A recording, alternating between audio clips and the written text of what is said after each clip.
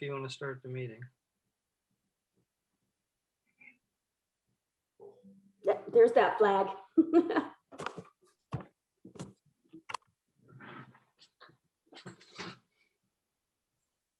I pledge allegiance to the flag Flag of the States of United America, States of America, to the republic republic which it which it serves, stands, one one nation, nation, under under God, God, indivisible, with liberty liberty and justice for all.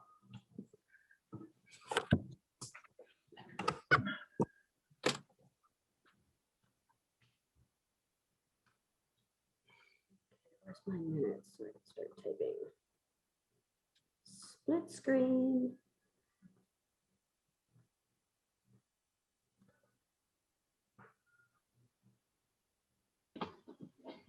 No wonder nobody could hear me, right?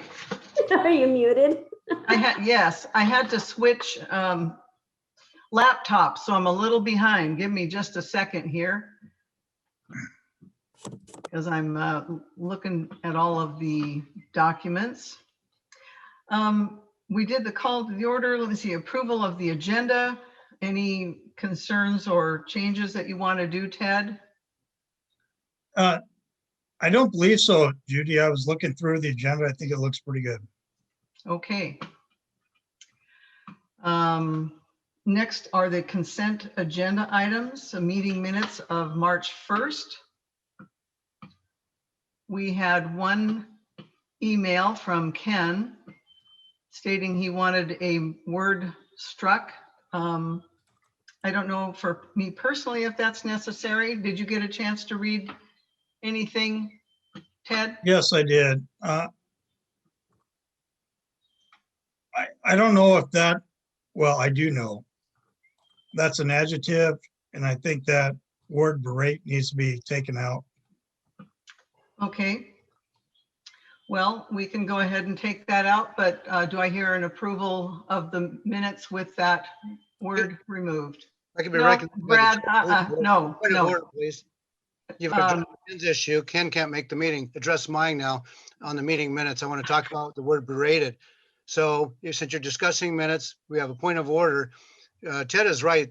The word berate is a basically a subjective word. And all I'm requesting, because I noticed that was in my in the meeting minutes under my communications as well. I would prefer that that word be changed to critical, because I'm going to be very, very critical of the port. But just because we're critical of the port doesn't mean that we are berating. And I think there needs to be a distinction. That's a word that someone's emotionally is coming up with that word. And so I guess what I'm trying to say is berating has one connotation, but being critical of a public agency's performance is completely different. So I'm objecting to that word being used in the meeting minutes under the minutes that discuss my discussion. And I know Ken felt the same way. Well, we did just agree to remove the word berate. Okay, in both places? I did not see that in I there. didn't see it in the second place. No. Yeah, it's under where they talk about my communications. They said Mr. Carey berated for a few minutes, Larry, in the discussion of the RCW 5308-040. So let's remove, Judy, I'll make a motion if we remove the word berate and was critical and replace it with the word critical. Okay, I'll go with that. Thank you. And so Okay, I'll all make in a favor? motion to Go approve the agenda to remove the word berate and replace it with the word critical. Okay, I'll second that. All in favor signify by saying aye. Aye. Did you say aye? I didn't hear you. Oh, I'm sorry. Yes, aye. Okay, so moved. Next one are action items.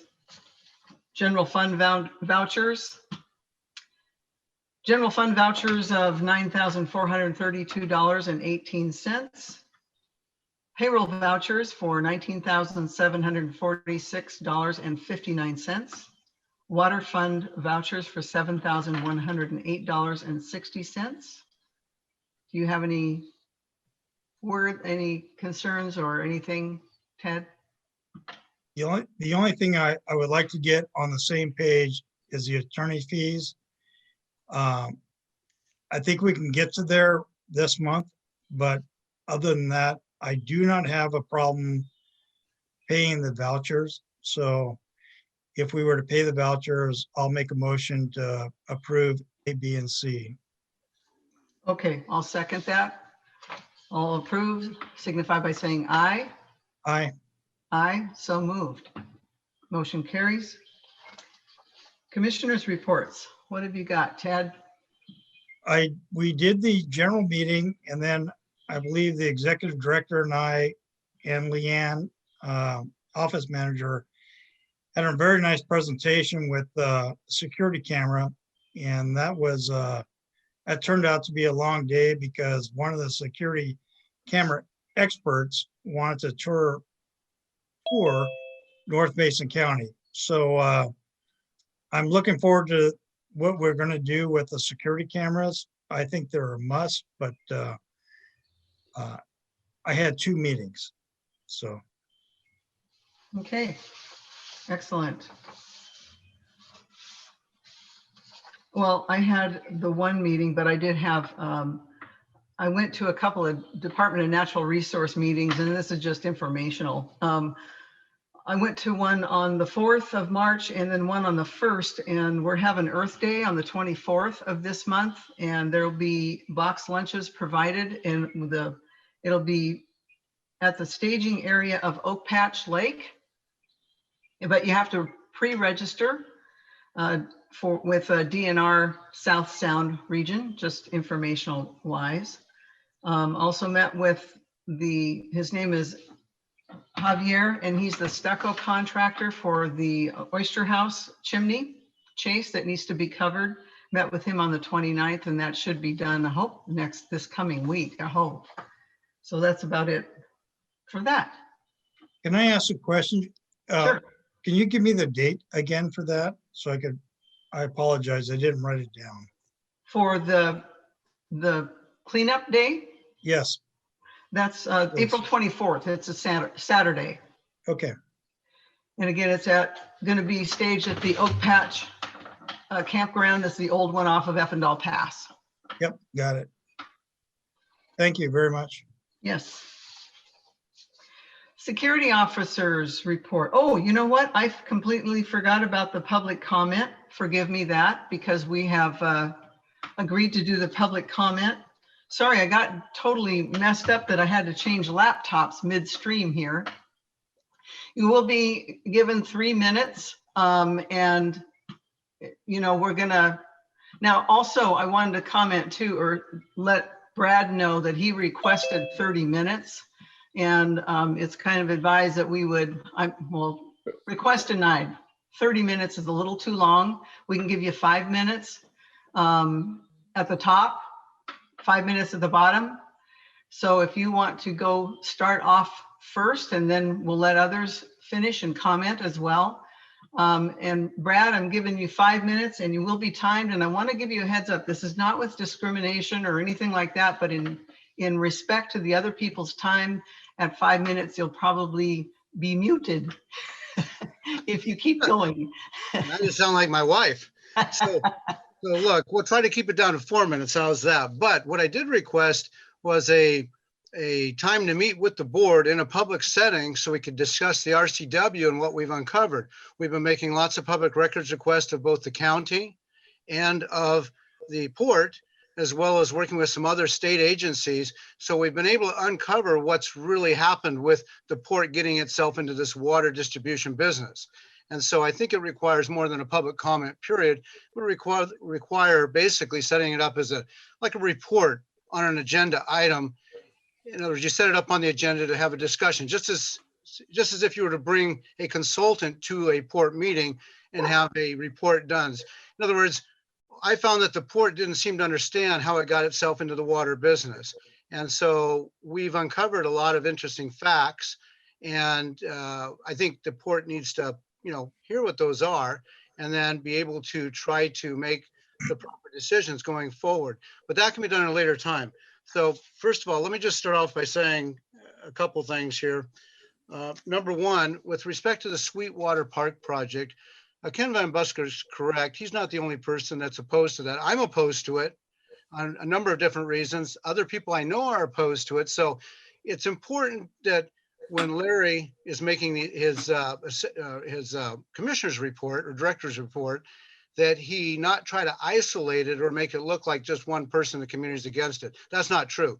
In addition, I'm also opposed to the port getting involved in any projects that involve park activity. Now that's my opinion. And the reason is, as a former port commissioner, I would like to see, well, first of all, for the port to get in the park business, it has to get the county's blessing and the state's blessing. And I mean, it's right in the RCW. And so I would like to see the Port of Allyn transfer all of its port inventory or real estate over to the county and or the state. If they don't want it, then the port maybe have to maintain ownership of it. But I think the port being involved in the park business is really, truly an ancillary type project, which is what it says in the RCWs. And it really doesn't have a lot to do with economic growth and industrial development, harbor improvements, as it relates to helping businesses grow. So that's my feeling on ports and park business. How am I doing on time? You have 2 minutes and 42 seconds. Okay, cool. Okay, next thing, RCW 5308-040, section 4. It's very clear. I didn't know about that RCW until I found out that the port was trying to basically secure water rights or water districts.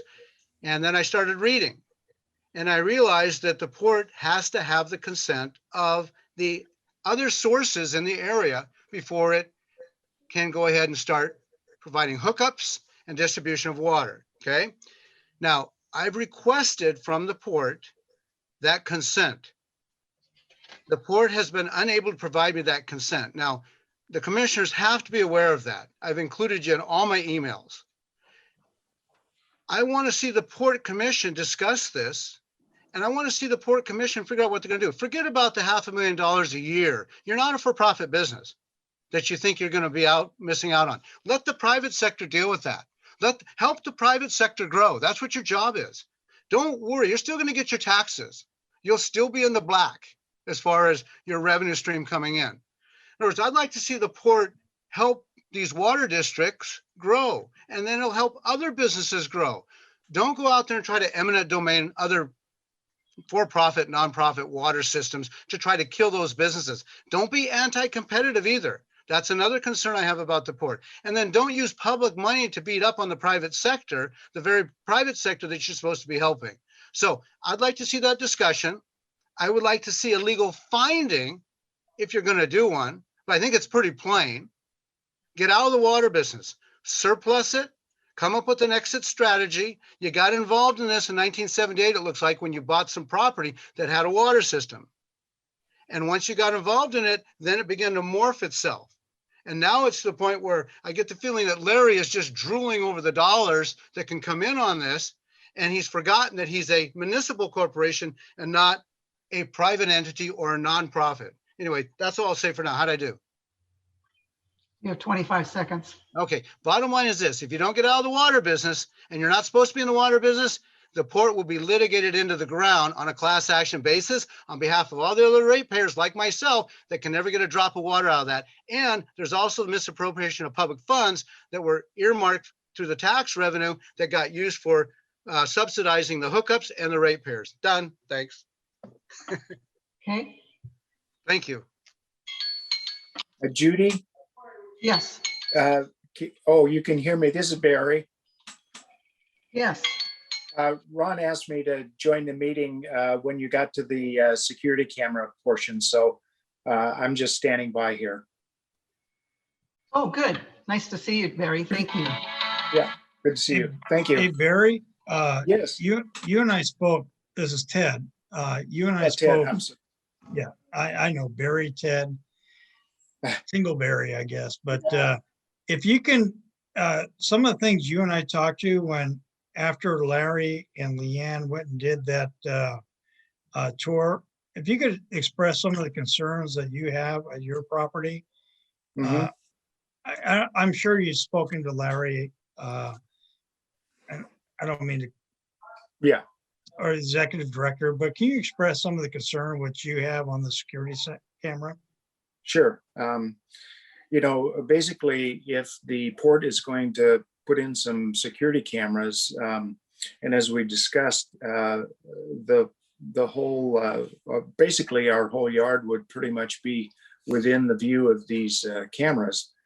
And I have a very simple security camera that I put in the front and backyards when I built did the remodel, but it only has a 24-hour loop, and so that's somewhat limited. And of course, they're not you know, the commercially available units for larger concerns like yourself. But I would like, first of all, if you're going to ahead and spend the money for a system like this, I certainly would like to have some access or some knowledge of this. If anything were to happen in our yard, we're so close to all of the things that go on in the port in the middle of the night and at different times. You know, I can't capture them with my cameras. Okay, that's one point. The cost of the system, we discussed that for a moment, and it seemed to be excessive, but you know, I don't know if the other quotes came in higher than which the quote that you're looking at, or if there was only one quote that came in. And so, you know, I'm just wondering about that. Any comment, Ted? Well, I'm going to defer. The executive director and I have been going through this for the last couple of years. So I'm going to tell you that the executive director and I have been scrubbing every security system, and I'll let Larry pick it up from there. But and then I could chime in if you don't mind. Yeah, Okay. we have, we probably looked at a dozen of them at this point, Mhm. and we had specific goals, which were to be able to have facial recognition and license plate recognition. Yeah. And the system that we have chosen has all of that. And if your concern is somebody looking at your yard, we can make it do that or make it not do that if that's what you want. Okay. You know, You can. and you know, you and I can just talk and sort it out. Okay. once Yeah, we get them installed. that'll But be fine. we're happy to make you happy. Okay. And Will we this be good neighbors. Well, hey, yeah, well, we have been so far, so that's good. Is this tape or whatever going to be accessible by the sheriffs in Mason County here? Yes. Okay, Well, wait a minute. Let me clarify that. They won't be part of the feed, although they could be if they chose to be. But you know, it does, I forget what it has for terabyte storage, but it's a bunch. It's like Oh, yeah, 10 sure. terabytes or something. right. So So do they have to request that from you then? Well, if there was a problem, I would just, you know, we could just call them and say, hey, come look at it. Yeah, sure. Yeah, well, We're of happy course, to do that. you know, I'm not up in the middle of the night, but I know that there's other things that go on in the park.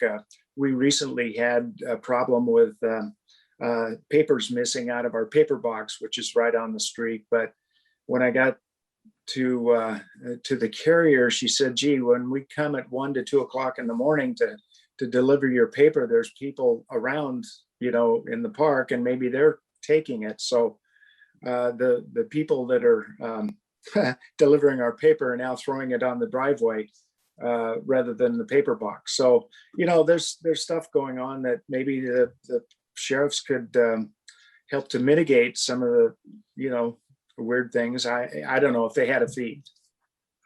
Well, that's Leanne. kind of some of the types of problems we're hoping to eliminate with this system. Mm, And yeah. it will note when there is the cameras get tripped, it will notify Travis also. Sure, okay. Oh, Travis will be connected, okay. The, because I had, during construction, I had about $5,000 worth of tools stolen out of the garage.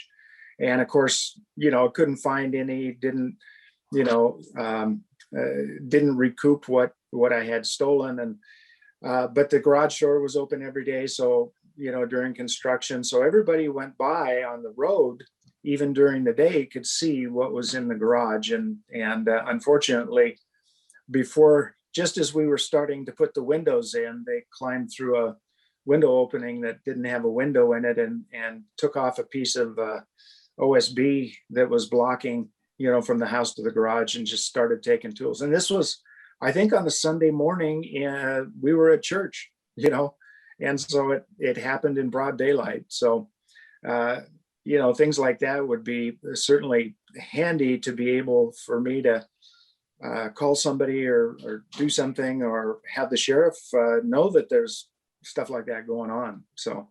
Okay, Barry, and first of all, I see you, Leanne, having your hand raised. Barry, thank you. Also, thanks for all the work that you've done Sure. to help keep Oh. the port secure as well.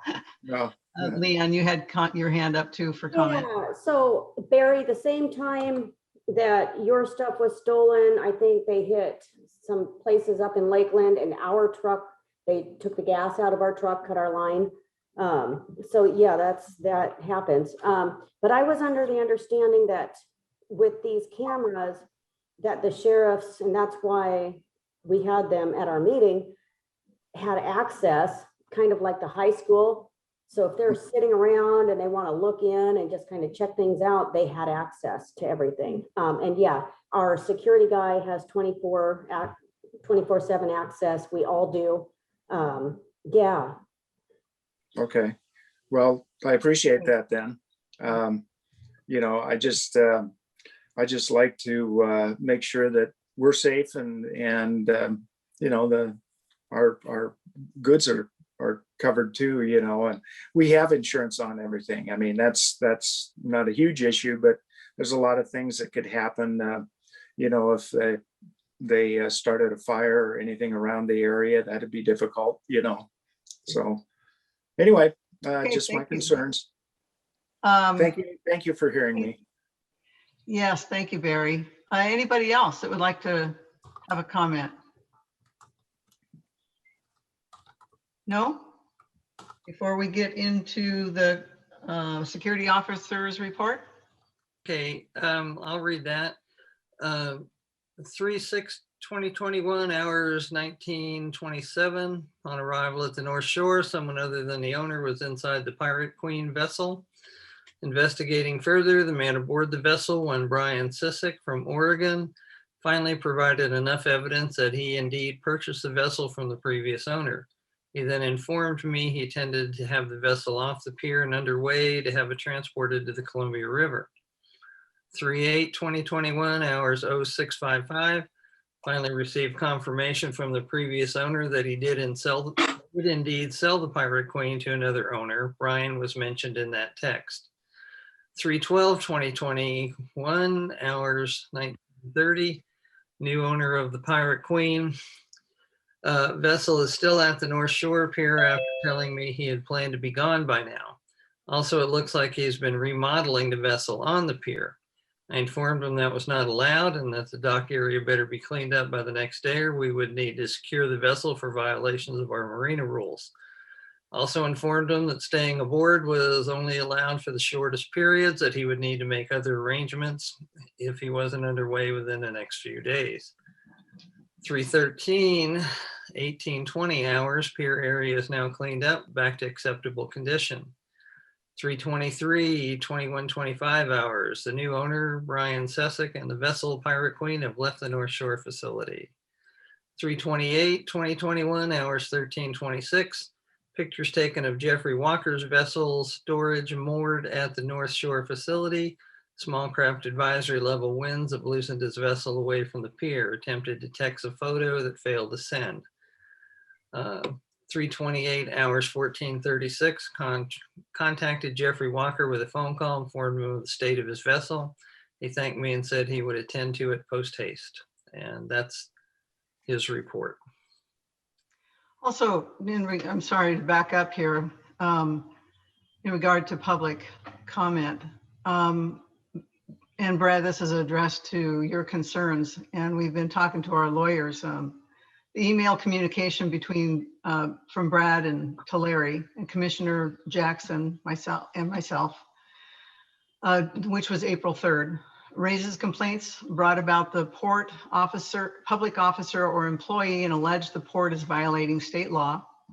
So since that's the case, and based on our Ports Council review, those matters should not be discussed by the port executive director or any port commissioner in an open public meeting. And of course, any member of the public may speak to these same issues in the time allotted, but no substantive response is required from us, just so you know.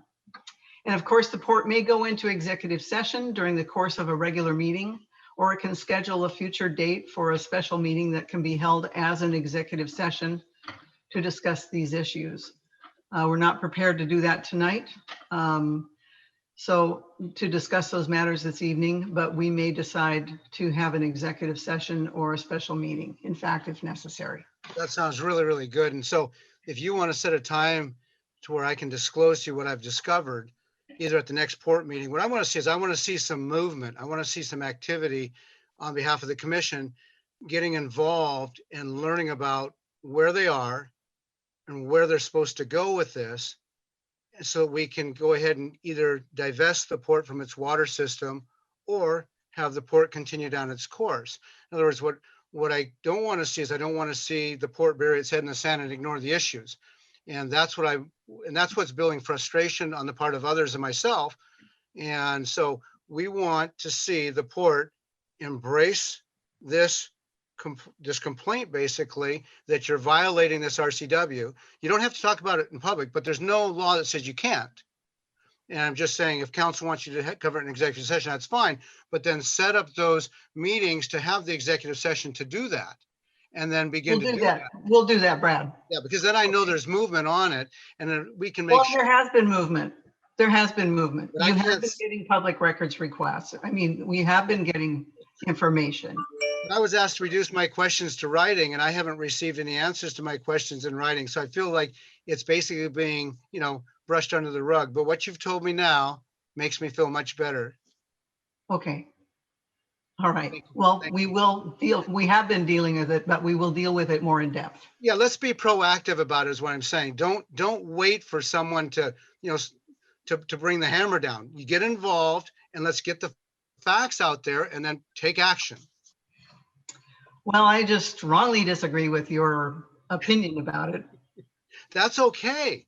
I embrace the difference of opinion, but Okay. let's get involved. Let's do it. Let's get going. All right. Well, let's move on because we have a lot of business to do. Okay. Thank you. You're welcome. Okay. Let's go to Executive Director's report. So Larry, please. Financial issues.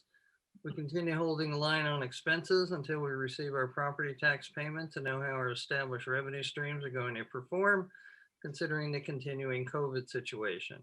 However, in light of moving into phase 3, we are accepting bookings for weddings and events at the gazebo, and business for this is picking up quickly. We've already booked a number of wedding reservations between May and September, and every weekend in May is booked except one at this point. We do have some maintenance costs that we need to address in the near future, but they can wait till we receive our property tax payments. With that in mind, from a general, from a general fund cash flow perspective, it's my recommendation that while we go ahead and update our comprehensive scheme, we embark on no new projects this year, instead completing the ones we currently have in progress. Problem being, we have to pay for the cost of the work up front, and while we do get reimbursed fairly quickly with revenues as tight as they are and uncertainty about our cash flow due to COVID, we have little or no cushion for unplanned expenses, and we've already collected all of our previous project reimbursements. We do have more coming on the staging area, though, for things that are going to be paid tonight. In relation to our specific ongoing projects, while the staging area is nearly complete, we may have to tap into our line of credit to finish the project before the opening of boating season on May 1st. We can pay 75% of that back when we receive our reimbursements from RCO, and the balance when we receive our property tax payments. The Oyster House is moving forward, but will soak up a lot of our cash flow. Engineering is complete and needs to be paid for, and then we can go out to bid. We do have ongoing expenses related to the new well, but these are coming out of the water fund, not our general fund. Water system issues. The main issue right now is working on the new well. As reported previously, we're working with both Aspect Consulting and Northwest Water on planning for the new well. We've decided the best location for it's going to be up by the tank. While we already own the land and are moving forward with that site because there's nothing interfering within the required 100-foot radius, we may need to have it surveyed just to be sure where the property corners are so we know exactly where we can drill.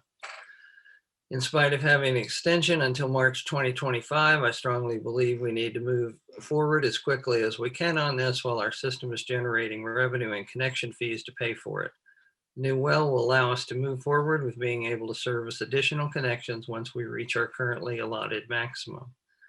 That said, I received a call last week from James Thompson of WPPA. He told me the state is specifically looking for infrastructure projects to fund with the $7 billion that'll be getting from the feds. Said he was calling every port asking if they had any that might qualify. I told him we could use $350,000 to fund the new well project and perhaps some other things if there was available money. He asked if $500,000 would help us. Of course, I answered in the affirmative. He told me he'd put us down for that amount and be back in touch when he knows more about funding. Also spoke with Joe Cederlin from Cederlin Construction about extending our water lines the length of Wheelwright Street, as well as in some other places. He'll be building on both sides of Wheelwright, and we'll be running the sewer lines there to service the houses he's building. We discussed the logistics of him running our water lines in the same ditch. Our water system plan says we will extend our lines as necessary and practical when requested. The work is done at prevailing wage and billed to the developer. However, the plan also allows for developers to extend our lines themselves using our specifications to service their developments. They own those lines until they connect to our system. At that point, when they are connected, the developer agrees to turn ownership of those lines over to the port. So we essentially have our system expanded at no cost to the taxpayers and at a reduced cost to the developers. They're not required to pay prevailing wages we are. In line with Commissioner Jackson's belief that we only need one water system for the Allyn UGA, last week I reached out to Washington Water via letter to see if they're interested in selling their system to us. Copy of the letters in your meeting packet. As of today, I've not had any response. However, since they're now owned by a company in California, the local manager may have to go through an out-of-state chain of command for a response. If I haven't heard anything by the end of the week, I'll call them and see what's up. New commissioner search. We submitted the updated legal notice to the Journal for another 3 consecutive weeks beginning March 11th. Change the submission dates on the website and in the application packet.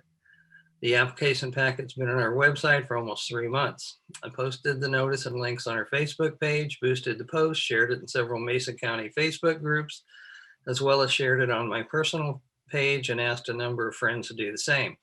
Also resent the press releases to all the local media.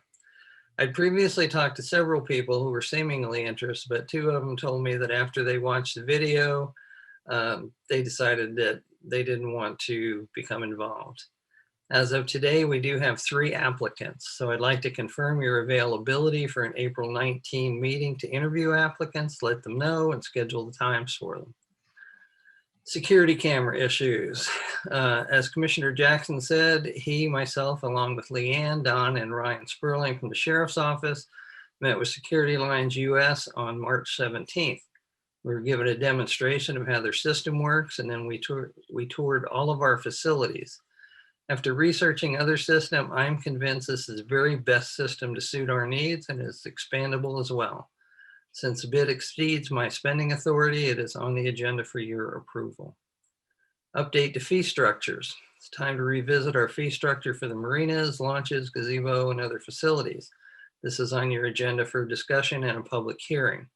I've included a list of recommendations of fee updates for you to consider as a result of gathering information from other similar facilities, and my recommendations are based on that research. New pay station. Currently, clients mooring at the North Shore have to go to the boat launch to pay, which is inconvenient at best. We seem to be seeing more business there since we started using Docwa again. And I think it would be a good idea for us to install a separate pay station at the marina. It would seem that making it easy to pay will generate some additional moorage revenue that may have fallen through the cracks. I've contacted our vendor for this, and he has submitted a proposal, which I've included in your meeting packet. The price is slightly cheaper than the last one we bought here in Allyn, and we are pre-approved to do the same lease we had for the first one out at the North Shore, which includes a $1 buyout at the end. We also have included the lease payments for the first one in the 2021 budget, not realizing it was paid off in December of last year, so there's no budget impact at all.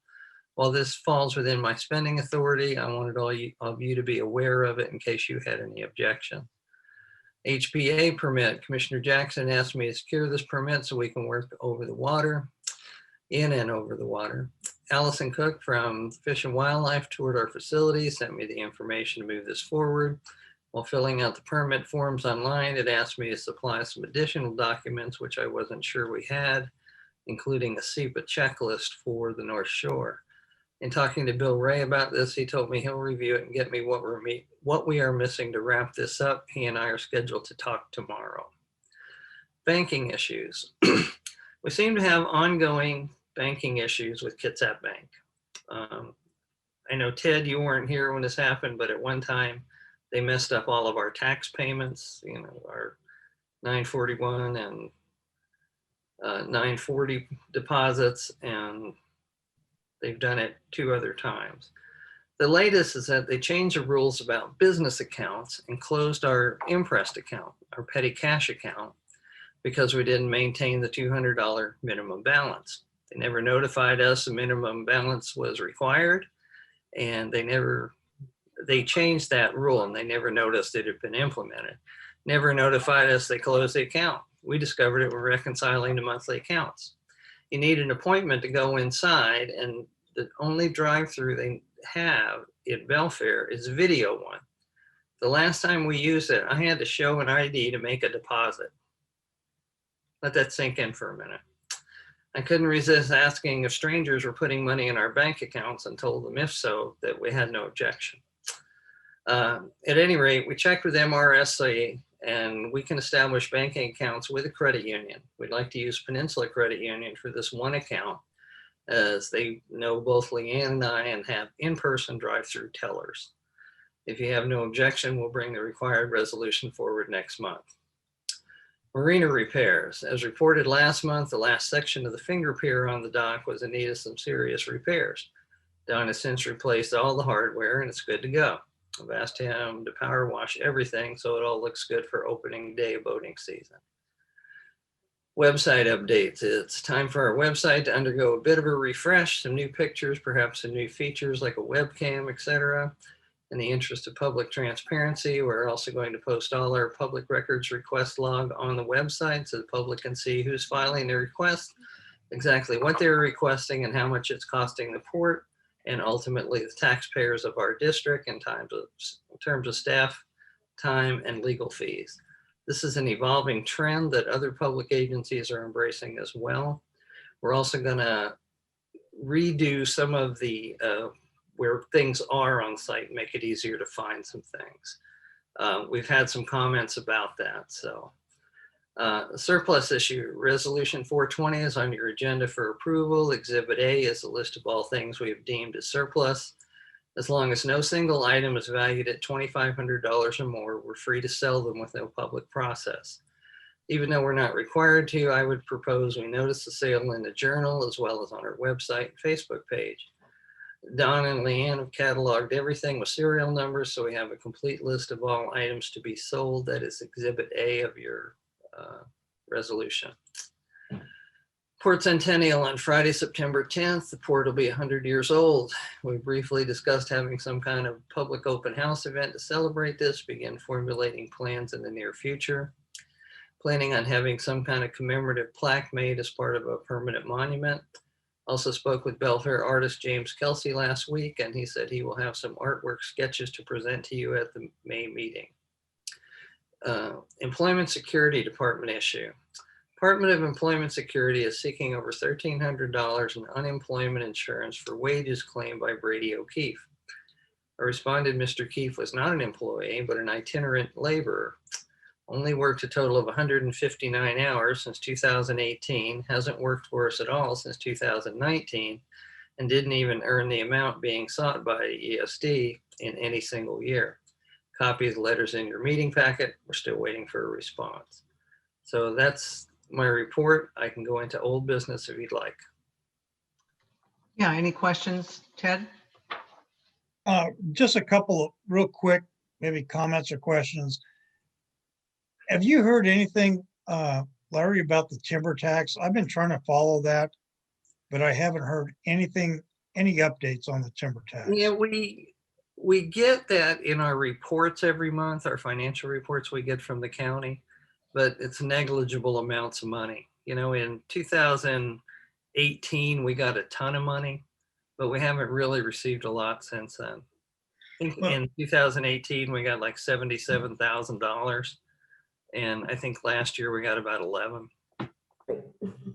So, My concern is that with the timber prices going up, you would think the stumpage fee would be a little higher, but that's something I'll keep on following up on. We'll have a discussion on the cameras, and I think the rest is going to be by resolution or agreement. So I was just wondering if you heard anything.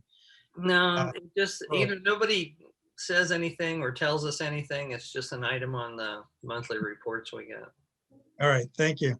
Okay, Oyster House, old business. Our funding request for this project was included in the House version of the capital budget, but not the Senate version. The lobbyists believe it'll get included, however, and I reached out to both Senator Sheldon and Senator Rolfus, who's head of Ways and Means, and is a personal friend. I forwarded you all a copy of her response, followed it up with the note to Tim Sheldon.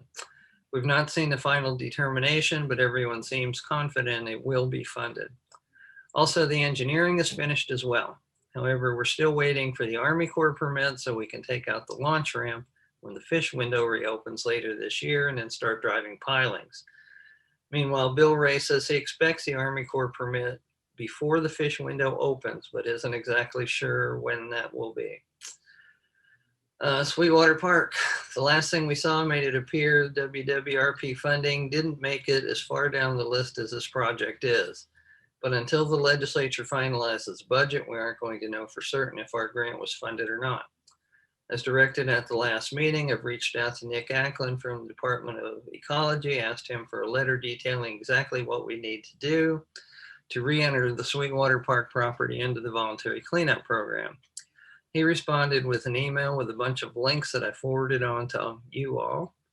However, in my past discussion with him on this, he did say that all the expense to do this would be on us, but he wasn't exactly sure what specifically would need to be physically done. My concern, in spite of an unproven claim that there's still another tank buried somewhere on the site, there isn't anything else that can physically be done in the way of a cleanup. There's been no concrete evidence presented to anyone that another tank exists. The only other issue is the arsenic, which is naturally occurring throughout the area, not being generated specifically by this site. So, staging area development, we're all but finished with this project. Paving work is scheduled to be completed on April 22nd.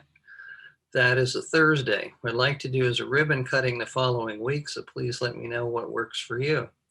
Boating season opens Saturday, May 1st, so as long as we're ready by then, we'll be good. Paving this will be cheaper in the long run as we won't have to re-rock it every year. The last time we put rock down in our parking lots, it was 3 years ago, and it was just shy of $8,000. And the price of rock has gone up quite a bit since then. And since this is grant funded, paving just makes more sense from both an initial cost and long-term maintenance standpoints. We put conduits in originally for the security cameras, but won't need them with the system we've decided to use. So if we ever do have a need for something else, we have pipe in the ground. We also have a hose bib in there as well. After the paving's finished, all we need is to put up the signage, which is already done. And we're gonna put in a decorative fence between the pave area and Drum Street as well. We still have a little over $100,000 left in the grant, and I don't expect it to cost more than $30,000 to $35,000 to finish the project, including the paving. Transient moorage expansion project. This project is complete except for the security camera installation. However, the grant closes on June 30th, and I'm going to keep it open until then, just in case something else comes up. It's approximately $50,000 left in that grant after the security cameras are paid for. All ports meetings, nothing new to report. Criminalization of marina rules. Once we get the cameras in place, we can move forward on this.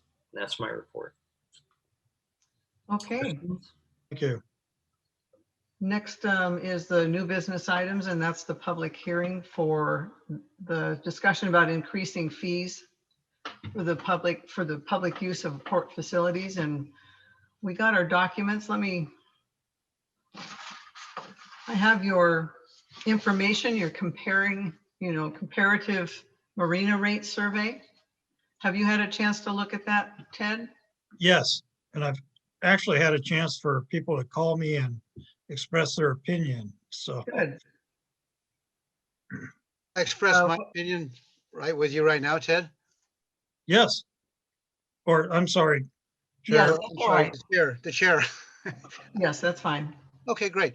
Why are we charging fees? We pay taxes. It's always bothered me when we pay taxes and we got to charge fees to use what we pay taxes on. So my suggestion is, why not just make it free? Because we don't make enough taxes. That's why. We don't make enough in the tax base. What if we That's cut? why- That's why it costs. Bringing in 50,000, we're only bringing in about 50,000 a year, 35 to 50,000 is what I see. We're spending 250,000 a year. So how much are we spending to try to capture that 50,000? And what if we just cut costs in a few places?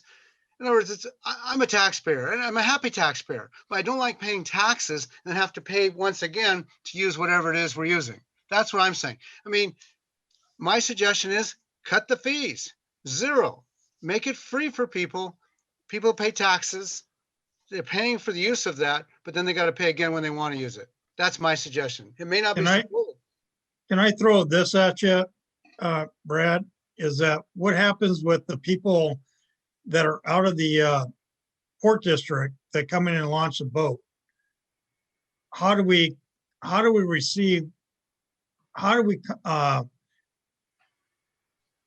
get their funds?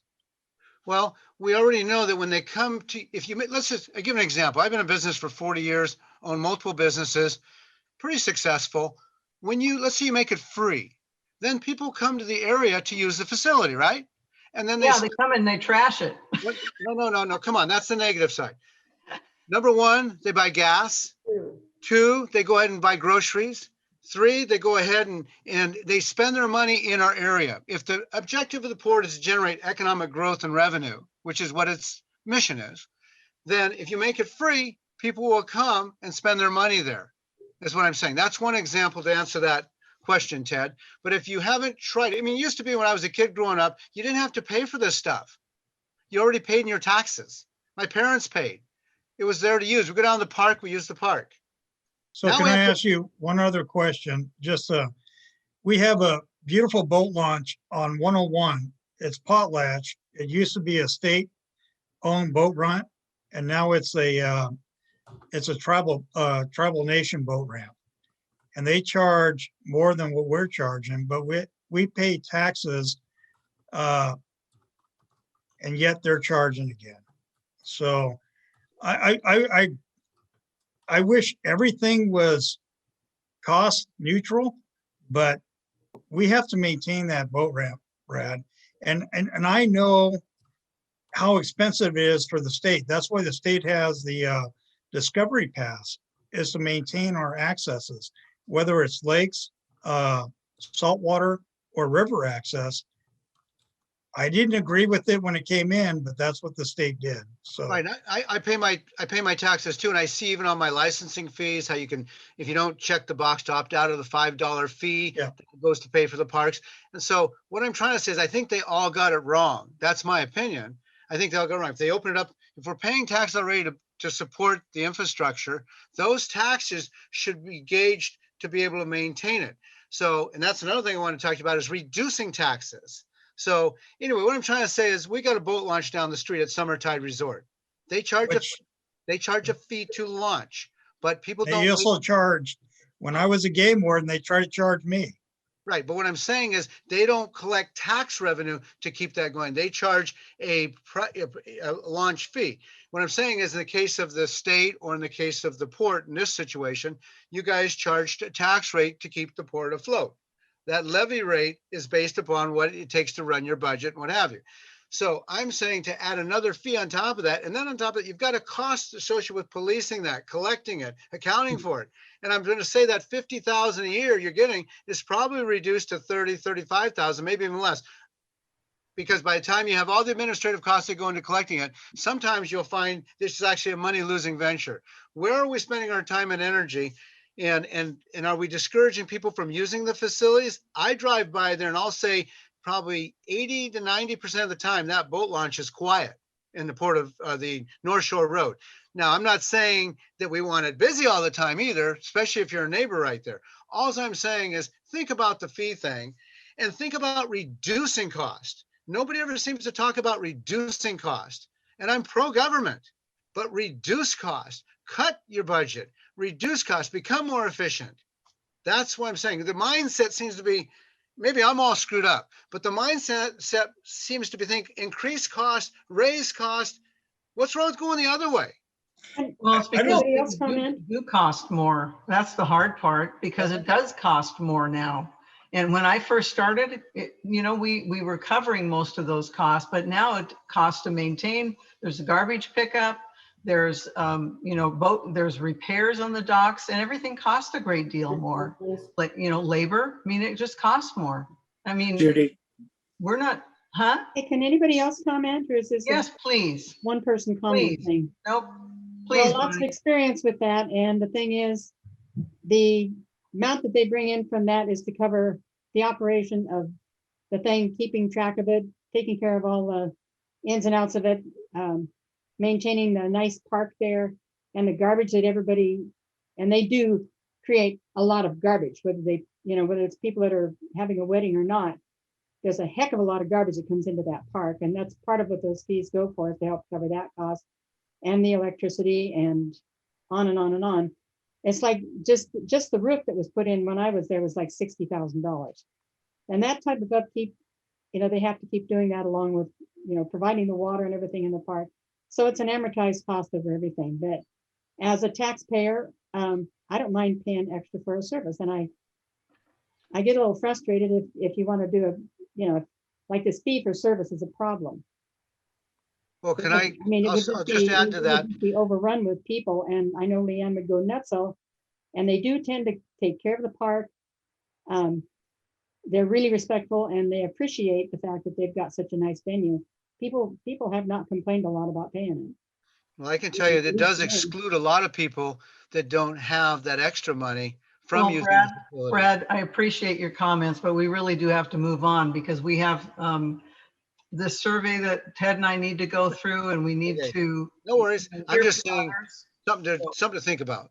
Yeah. So Ted, have you had a chance to look at the marina survey? And we're probably not going to make a decision tonight, I don't think. You're muted, Ted, by the way.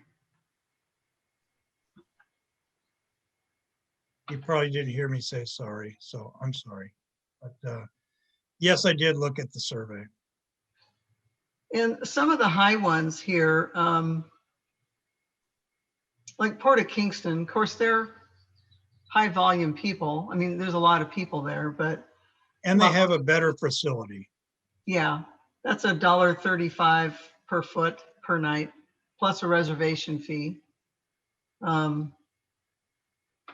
Just so that the public knows, this marina survey is the per foot per night fee, launch fee recommendations that he's done comparisons on, annual pass recommendations. And then we go to the gazebo, the wedding venue rate survey where we are really one of the cheapest ones before. And the also the rentals of facilities for having weddings. If I could add something there, Yes, please. Chair, is that if you go to the Grapeview Marina, there are no slips available for this summer. And there's a large group of people in Allyn that are trying to get their boats off trailer and put their boats in a marina or in a slip to accommodate a week, 2 weeks where there's going to be nice weather. And there's nothing available at Grapeview, which is great. They're packed. And so I've had a number of people call me. I hate saying number, probably about 15 people call me asking if the Port of Allyn would has enough space for them to moor their boats for a week or two so they can just not put it on a trailer, launch and go. They can just walk off the dock and go. And the biggest problem is that I have seen is a lack of security with regards to cameras and everything else. So I think we're undercharging, and I agree with Mr. Carey, but at the same time, I just got to figure out how we can maintain our facilities. If we're all going to do it under tax dollars, I think it has to be partially, you have to pay to use it. So, and I don't like going down that path because I don't want to pay for mileage fees in my vehicle. But I just do believe with regards to vessels, you have to pay a little bit more, so. Well, I would agree. I mean, I don't like with Brad, I think like with all of us, it's not just Brad. We don't want to have to keep paying more and more, but it is the reality of trying to keep this place maintained. Again, it costs. And the derelict vessels even that we have to face with some of these, the cost that it costs us. All those launch fees, all those fees help go to pay for all that stuff. It's just maintenance. So the gazebo fees, back to your original question, I think it needs to be increased. And I mean, there's yoga classes going on in the morning. I don't know if they're paying for any gazebo fees. There's coffee groups going on in the morning that I see at 6, 7 o'clock in the morning when I'm driving through. But yeah, we need to increase our gazebo fees. And at the same time, what I'm going to say is that if a group of people from the Port District wants to use the gazebo to have a cup of coffee and sit and talk or practice yoga, I don't think we need to be charging them. no. Do we charge currently for that? Leanne, go ahead, Leanne. I can explain that. Yeah, no, if they use power or cost the port anything, then they need to pay. They need to pay for the power and stuff like that. A lot of the groups are there. They realize that if there's a paying customer before them, that they can't be there at that time, or they can pay for it. Yeah, so no, we allow a lot, and we have, it's written, it's a tiered structure. State auditors looked at it, yeah. But yeah, no, those the Zumba people and stuff, they bring their own radios and things like that. If they want to use the restrooms or turn the power on or use the lights, then they pay for that. Yeah, Larry? and I don't want to get, I'm sorry. I don't want to get away from that structure, but we also let the, what is it, the North Chamber of Commerce use that our facilities. So I don't want to be away from a ugly neighbor and charge everybody. So Right. Larry, go ahead. We don't really charge anybody unless they reserve the gazebo or the meeting room. Specific. What I tell people is it's a public park. You know, it's free to use. If somebody has paid to reserve it, then that's one thing. But, for people to come down there and sit down there and have coffee, I don't think we should be charging them for stuff like that either. Well, Good. So, we don't really charge unless it costs us money. And that's basically, like Leanne said, if somebody needs power or something, because Don's got to go down there and turn it off and go, or turn it on and turn it off when they're done. And that costs money.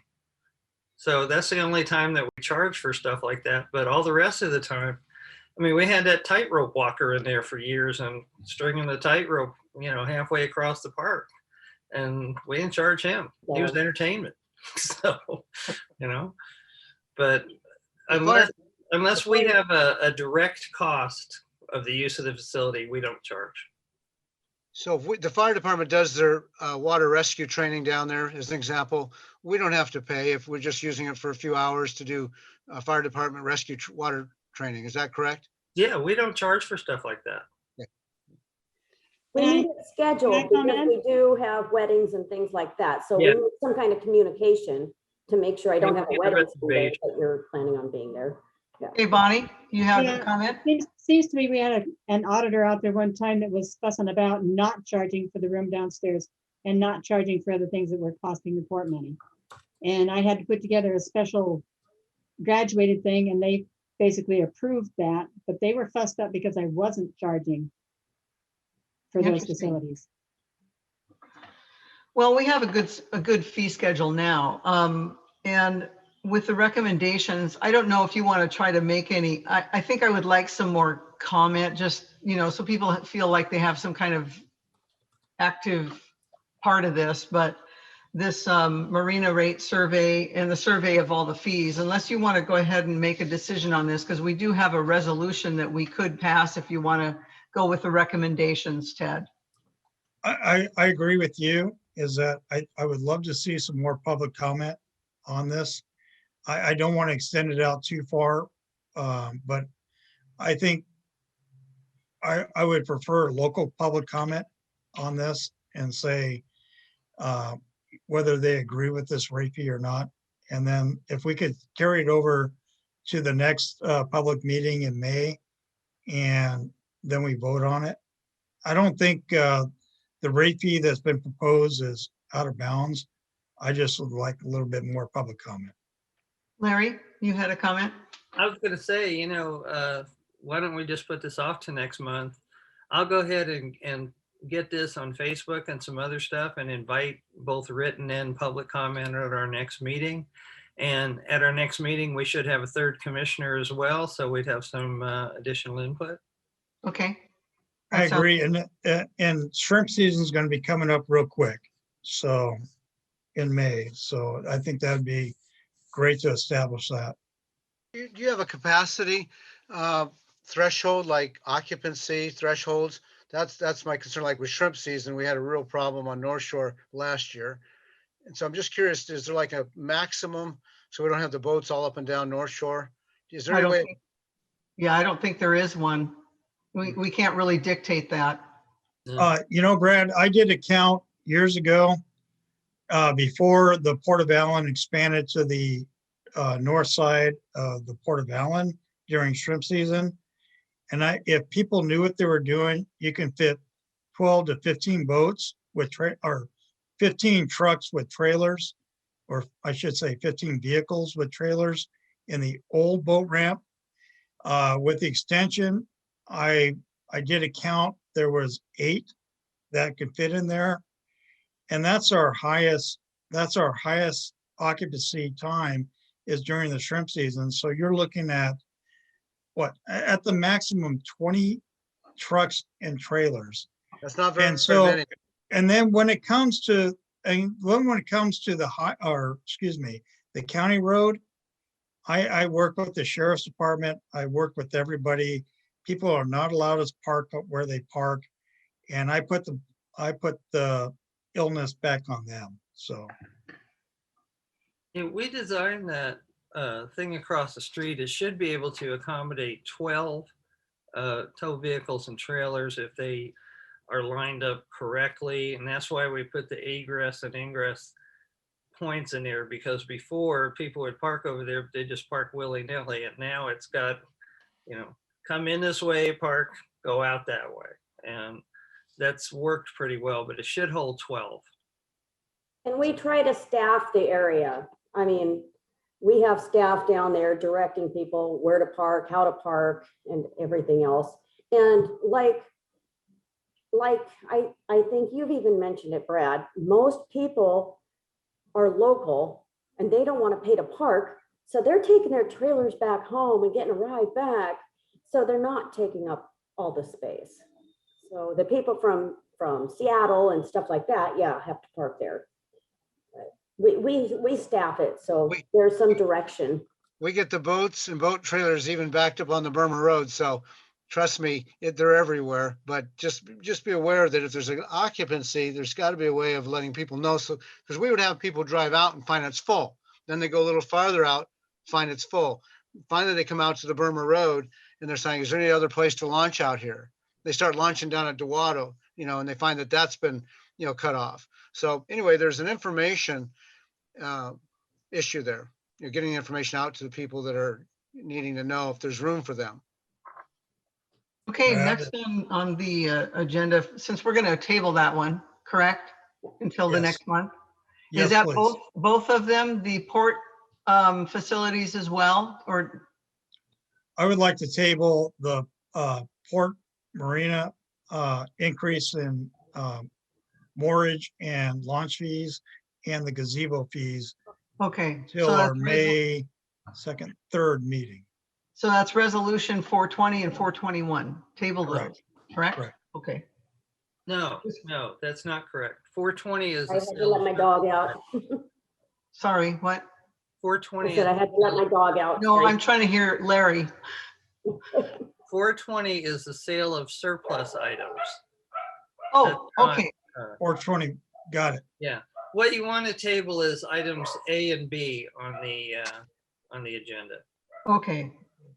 So I would make a motion to table items A and B on the agenda.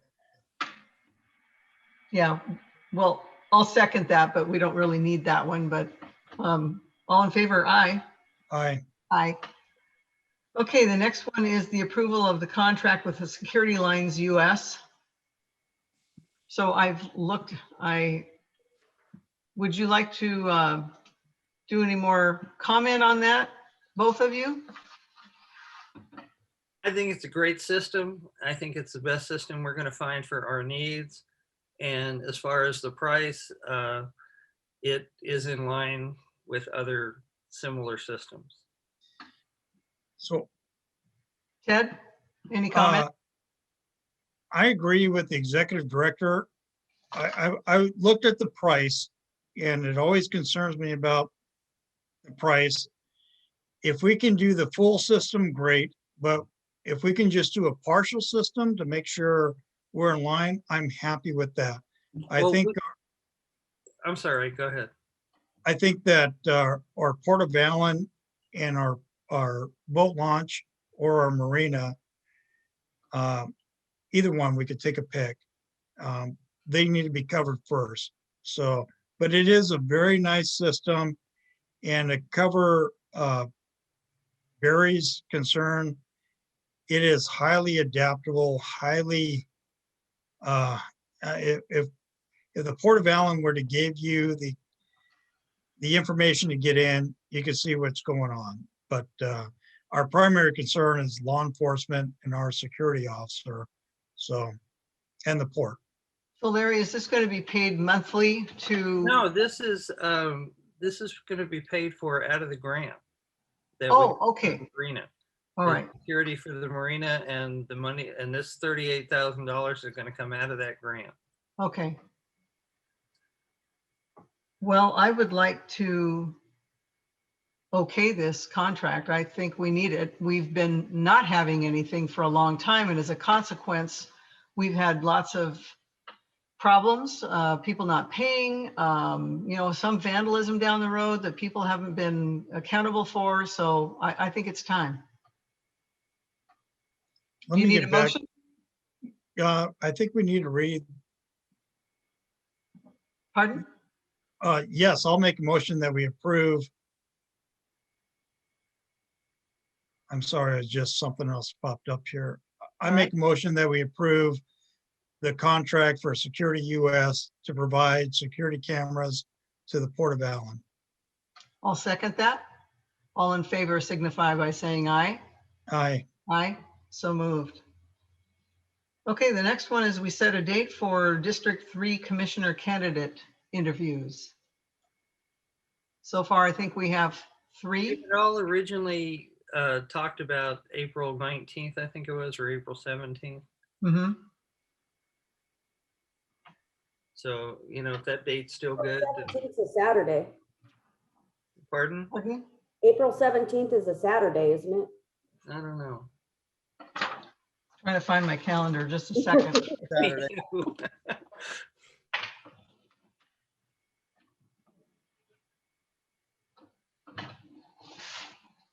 Then it must have been, it was April 19th because it was a Monday that we had Okay. talked about. So is that date good for both of you still? Yes. I'll say yes. Okay, The 17th, you said? 19th, 19th. 19. it's a Monday. Okay, That'd be 2 Mondays from today. correct, yeah. Okay, What time? it's up to you. And it probably depends on when the candidates can show up. So let's kind of work around that. Okay, I'll contact all of them tomorrow and Okay. find out. Well, 2 of them are here now. Mm-hmm. So Jeff and John, do you have a preference for time? For Sorry. me, go ahead, John. Go ahead. No, I'm sorry. Anyway, that day is, I looked at it already when you mentioned it earlier, Ms. Capola, and anytime is fine for me, whatever works. Yeah. Okay. As far Would as I'm, afternoons or evenings be better, or does it matter? early afternoon would be fine for Jeff. Okay. How about you, John? No, it's fine either way. Just let me know Okay. what time it's gonna work for you. I'm very flexible. Mondays are my best day too. So, Okay. So can we start at about 12 o'clock? Yeah, Does that work at the earliest, Jeff, on can- Mondays? I Because can- Mondays are my worst days. Okay, sure. Fair. Okay. And I'll make sure on April 19th, we clear the deck. So, Great. And you'll get a hold of the other candidate, Larry, well, Mr. Eaton. Okay. let me ask you this. Do you want to stagger the times that they come so they're not all there at the same time or? Oh, yeah. Well, yeah. To give them time to speak freely, yes. Okay, I'd like to meet each candidate one-on-one with Commissioner Mhm. Scott and I. And yeah, I think that's the best way. thank you. Okay, I will, Jeff and John, I will call you tomorrow and we'll get it set up. All right, thank you. Okay, very good. Now the next item is Resolution 420, and that is in regard to the surplus sales items. as soon as I pull it up, I'll read it. And Okay. there you go. Port of Allyn, Washington, Resolution 420, be it resolved by the Commissioners of the Port of Allyn as follows.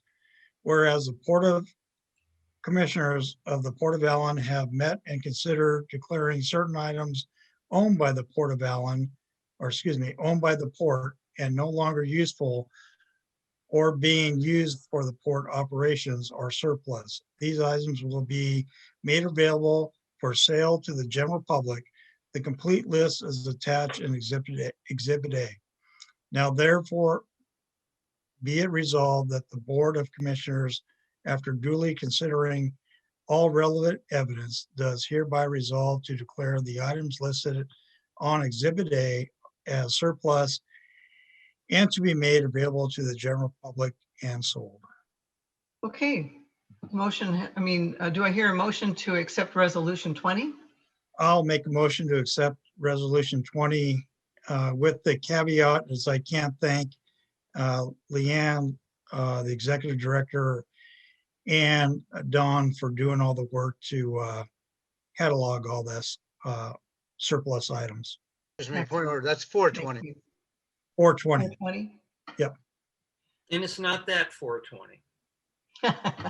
Okay, and I'll second that motion. So all in favor signify by saying aye. Aye. Aye, so moved. And yes, thank you. Thanks, Ted, for acknowledging all what they do. That's just great. You guys are awesome. I appreciate you very much. Okay, the next one on the next item on the agenda is a discussion of the potential comprehensive scheme of harbor improvements update projects. Oh boy.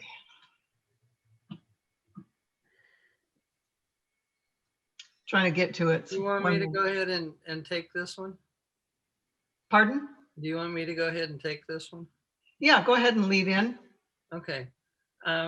What we had here was like 5 projects. And one of them, we had talked about this briefly, I don't know, several months ago, to build a restaurant and lounge building on the North Shore. I know all of you are familiar with the old Herald on the North Shore, the restaurant and lounge. It was an institution many years ago, and how popular it was until it closed about a dozen years ago. And what I'm envisioning here is a similar gathering place where it would construct a 1,500 to 2,000 square foot empty metal building on our North Shore property across from the boat launch, not the boat launch, from the marina. We'd lease the building to a restaurateur who would own and operate the business. We would collect money from the monthly lease and from a share of gross revenue based on the tenant's Department of Revenue or B&O tax returns. And it would also be responsible for maintenance of the building with specific maintenance requirements spelled out in the lease. We would need to design the building, which I envision as a standard metal building with an attractive front side facing the road. The initial tenant would be responsible for interior leasehold improvements and construction of the environment they want to create. At the end of the lease, we could either demand they remove the equipment installed or leave it. How that all comes together would be for attorneys to work out. We'd have to clear the property next to the parking lot and level it out. And we have plenty of room to do that. We own a lot of land right there. It would require the installation of a commercial septic system since the building will need restrooms, but water and power are already on site. We have a well right there.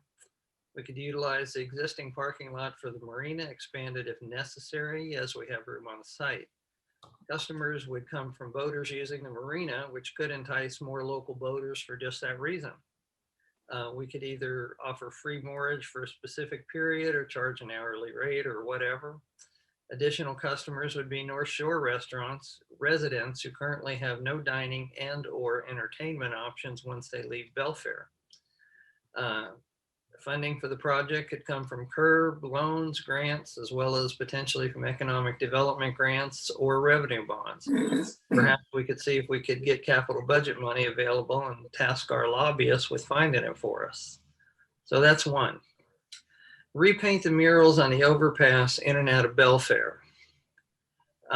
This would be 2 fairly low budget projects, although I got an email this afternoon from Ken Van Buskirk about this, saying that the one on the southern end near the high school, that all that graffiti is a 60-year tradition from high school kids when they graduate there.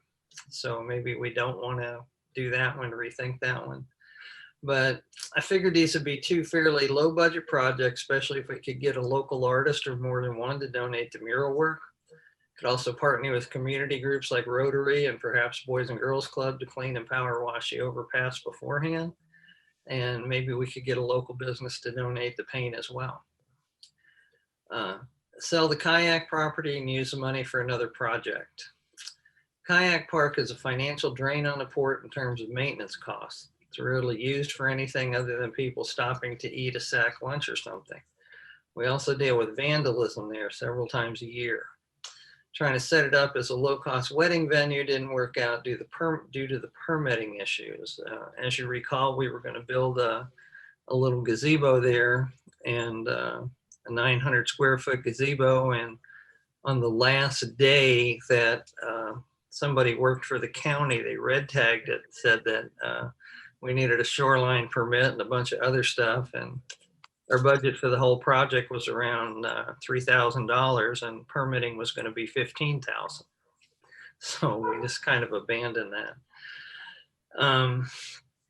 Talking to Richard Bell about what it would sell for, he said he felt if it were sold as a waterfront home site, which it was at one time, it would generate $250,000 or more for the port, which should be enough to buy us some property for a business park, or perhaps build the North Shore Marina building,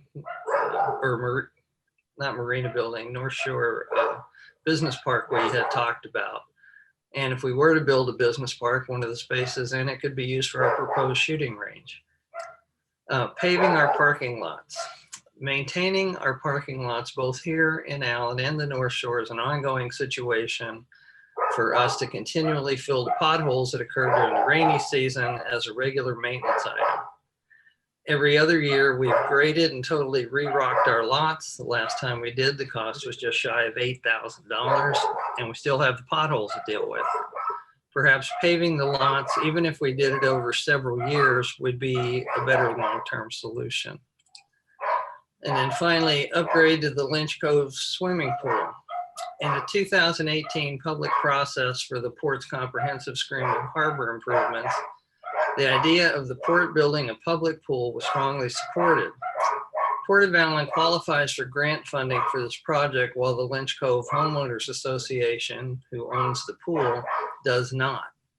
If the port could secure an RCO grant for the upgrade of this existing facility, it would cover 75% of the cost. The Lynch Cove Homeowners Association would have to agree to be responsible for the difference for this project to move forward. Under those circumstances, the port would have no capital outlay and no ongoing maintenance costs, which already are the responsibilities of the homeowners association.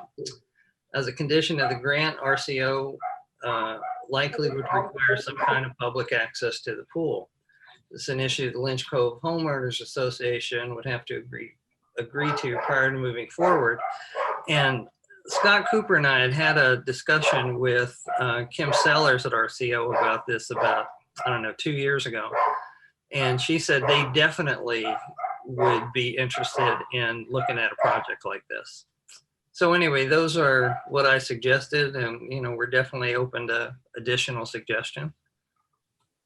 One of my concerns that I brought up before, and Bonnie, you would know this about the kayak park because it was bought with, I think, RCO grant, I think. And it's something, I don't know if that's something that we can sell, but needs to be looked at as well.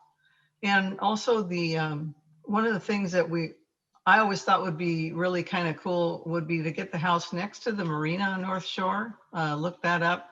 It's assessed at $310 right now, but it'd be a nice satellite office or something like that.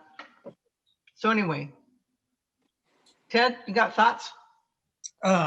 Yeah, I'm sorry, you said the house on North Shore. I'm not sure what house. It's the house right next to the marina, right next to the entrance to the marina on North Shore, to the dock. It's a house right next door. So if I'm standing at the gateway to the marina, it'd be on the right-hand side? Correct. Okay. Yep. All right. Bonnie, do you have any thoughts about the kayak? Do you know? Yeah, with any grant, you have a timeline that you have to follow on it, but you'd have to check out what the requirements of the grant were. But it seems to me it was 30 years. That's what it is on the Sargent project and several others. Yeah. Okay. It's like you have to reimburse the grant or something if you do anything else with it. You can't even change the use, basically. How much was the grant for? It was for half. And I can't remember. I think it was like 300,000, so it'd been 150,000 or something. Okay. Now that's So Bonnie, that's my old memory. So Bonnie, when it comes to RCO grants, it's my understanding that if you get an RCO grant, it's open to the public, correct? yeah. Okay, And they're and gonna so look at we the have public projects in reserve. the school that have been provided through the RCO grant that is not open to the public. And that's one of my pet peeves, is that we have facilities that have been provided through RCO grants that aren't open to the public. I'm sorry, I'm going off track, but that's something that concerns me, so. I think every grant program I've ever seen, you have to follow kinds of, all kinds of rules and regulations, and yeah, pretty much has to be open to the public. At least every one I've ever dealt with has to be. Thanks. Sorry about the camera, it doesn't work tonight. It's like, wait a minute, it's not working right. Okay, Your picture's fine. yeah. Okay, But then, yeah, just really check out the contract, and Okay, that's what you go from. I'll talk to Kim Sellers and find out what I can find out about it. But I just Yeah. wanted to see how y'all felt about it. yeah, Seems well, to we be do need good. to look at the projects and update them. Some we've accomplished, so that's great. Yeah, our comp plan update isn't due until 2024 because we did the Mhm. original one in 2018. It's good for 6 years. Hey. But we've been updating every year. So it's actually, 6 years from the last update. But I think updating every year and especially now since we're so close to being finished with things that are on there. The only thing that is in there now that won't be finished is going to be the Oyster House, and it'll make great strides towards being finished this year and probably be finished early next year. So, we need to be looking at some new projects. Okay.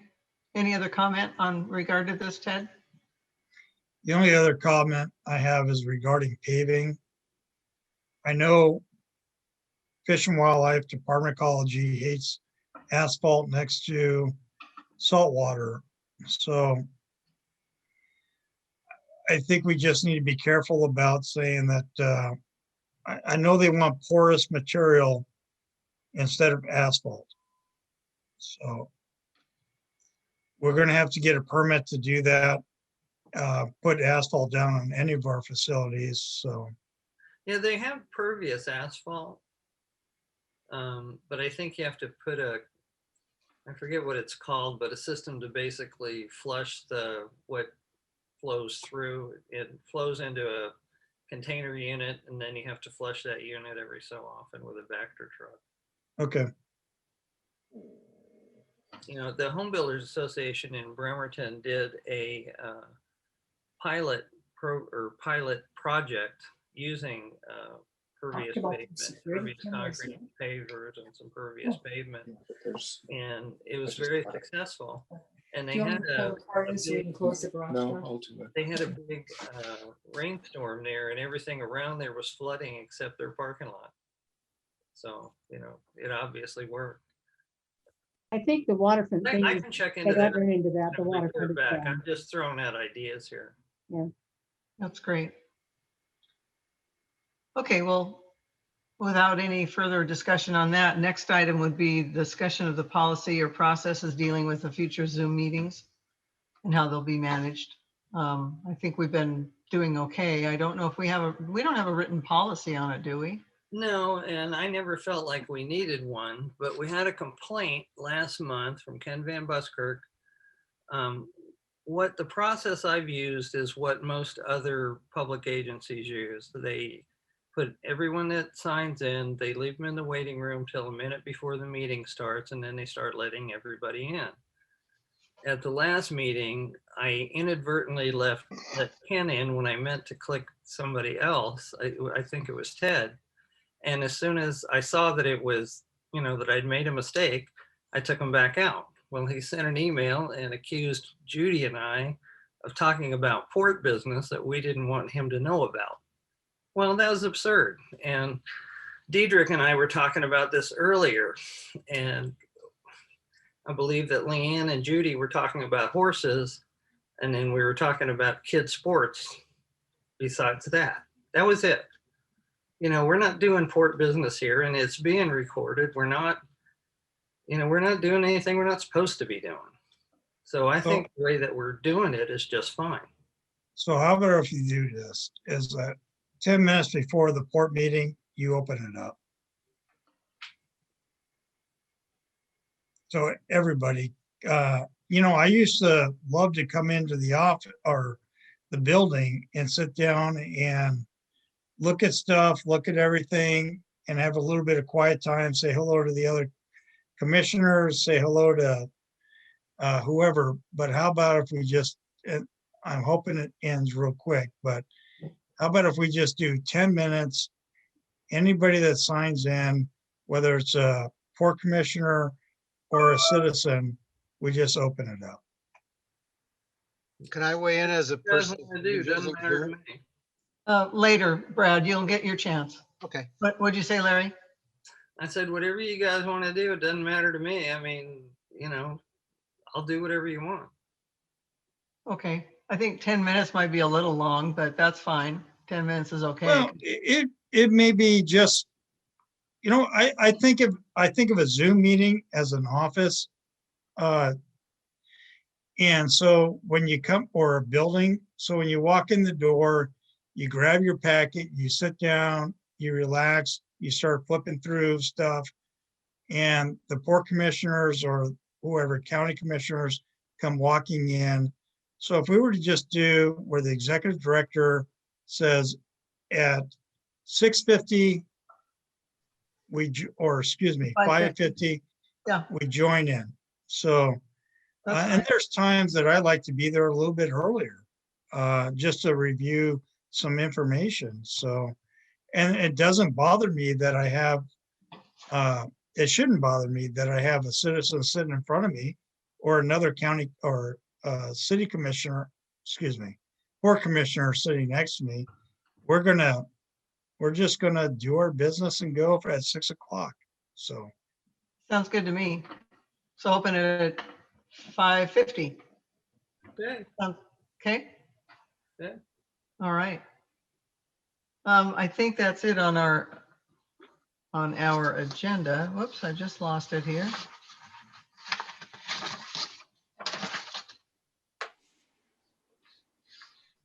Sorry about that. Okay, next is public comment. Again, we will restrict it to 3 minutes per person. 2 minutes. Okay, and I have the timer here. Okay. So Brad, would you like to start off? Yeah, I'll just take off. I think Ted hit it spot on with the Zoom. I do a lot of Zoom meetings, and sometimes I don't know if I'm going to get in or not, if I've got the right link. So I try to log on, and if I can log on, then I can still do my other business. And then I can actually mute myself, and I can also block my video. But at least if I know I'm in the room, then I don't have to worry. It builds stress on me if I don't know if I'm going to get in or not. I actually called the port of Allyn at about 3 minutes to 6 because I couldn't get the link. And then I called my dad and he sent it to me.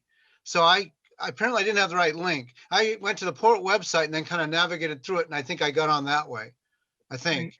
Anyway, so I think Ted, that's perfect. You hit the nail right on the head. And anyone that's in there, they can mute themselves and they can block their video until the meeting starts if they don't want to be heard what they're doing in their own house or wherever they are. Okay, second thing is, I'm urging the port, please put the brakes on all water activity until you can make a decision on RCW 5308-040, Section 4. I think we all agree, no matter who you are, you should make a good faith effort to follow the law. I'm not out to point any fingers at anybody. I'm just saying this is where we are. And I have a hard time with reading the law. It says you can't do something unless, that means you should be never doing it unless that one thing's present. And that one thing's not present. So for the port, I'm a taxpayer and I'm concerned that there's a huge liability that's building. And I get the feeling the port is racing to try to spend all this money in setting up water infrastructure. I know they haven't let the DOE know, or the Department of Health know, or the WPPA know. And so I'm saying that to me is a deficiency on the director's part, and the director hasn't come to the commission. Oh, Excuse me. The director hasn't come to the commission and said, hey guys, we got an issue here, and let the commission deal with it. and then the director can take the information that the commission gives him and act on that. And that's not happening. I'm not being able to watch it as a taxpayer. And so I don't need to be in executive sessions. I just want to help the port work through compliance with this RCW without spending a lot of time and a lot of money. And I get the feeling I'm running into resistance. And the only thing I can conclude is that it doesn't want to compete with private sector water utilities.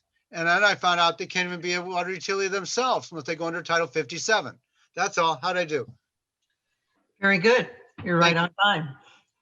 Thanks. Okay. Thank Duly noted. Next. Bonnie? Hi, well, the main thing would be the Sergeant project.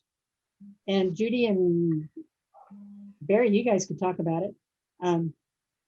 We're moving ahead. We got the siding, getting the chimney fixed, and thank you, Judy and Barry, for watching that. I talked with the engineers the other day. They were out and I answered whatever questions we could. Barry met with me over there and tried to answer all their questions. I think we did pretty good. They had some misinformation, some kind of big misinformation. They thought there would be no concrete floor in it. And we know that we have to put back some concrete floor, to make it like the original, but it'll be like 2 inches instead of like 4 or 5 inches like it was. So they calculated that in on their new engineering. I think we covered pretty much everything on that. And we are hoping that in May we can get the siding up and get on down the road with this project. Great. Barry, you got anything to add to that? Yeah, just that we're trying to do as much with the money that we have left to get everything on the exterior of the building done and complete so that there's no issues when we can put it over the water, we can reposition it, that there's not going to be any environmental issues and things like that. So that's what we're striving for. The only other thing I want to make a comment about is I agree with you, Judy, about, and Ted, about the maintenance of the dock and the launch facilities and everything. I see every day what goes on there. I mean, in the summertime, it's extremely busy. There's so many things that go wrong with the dock and the supports, and some of that is because of boats pulling at the moorings and stuff of the dock. There's barnacles, there's mussels that have to be removed frequently. So the total maintenance package on the dock and the floats and everything is extensive. And unless the taxpayers want to do it themselves, I don't think so. It costs money. And I understand completely what you're going through. And as far as garbage pickup, you didn't have any revenue from the gazebo last year because of the COVID. And yet every day of the summer, there are tons of people down there. And poor Donnie was running, keeping up with the garbage that they generated every day. And what happens is the cans get full, and then the seagulls and the crows scattered all over. So that's even more, problem. So I agree with, whatever you people decide on launching. And whenever we use the facilities, even though we're, residents and taxpayers, we pay, that's just part of it. Thank you, Barry. Next, Jeff. Okay, got 4 quick things here. One is, always the phone rings when you got to talk. 4 quick things here. One is on the security camera system. I think the port should come up with some policies how to deal with it, because you're creating evidence type material. And I think there's, when I say a liability, I don't mean it in a negative way. I think there's a responsibility for how that has to be maintained. And, the port doesn't need to be on the hook for something, get wrapped up in any legal thing that might happen as a result of collecting all that data, that video footage. I just think should be some policies about how things are used, who can use it, how citizens can get access to it or not, some of those kind of things. Onto the comprehensive plan on harbor improvements. One I would be a little concerned about is the area of getting into the area of restaurants. The last year, or at least wait a few years and let things settle back out with COVID, because obviously restaurants have not been a good thing for a lot of people for the last year.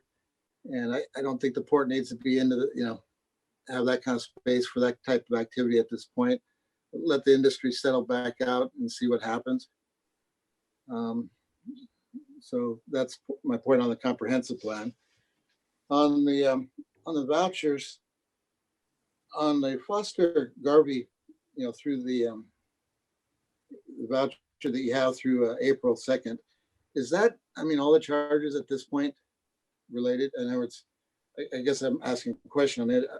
That bill, is that everything to date, or is that back some amount of time? If that's not easily answered right now, when I'm done with questions, that's fine. We can answer it another time, but I'm just curious about that. The final thing is a couple things. One is with regards to speccing out the water system going forward.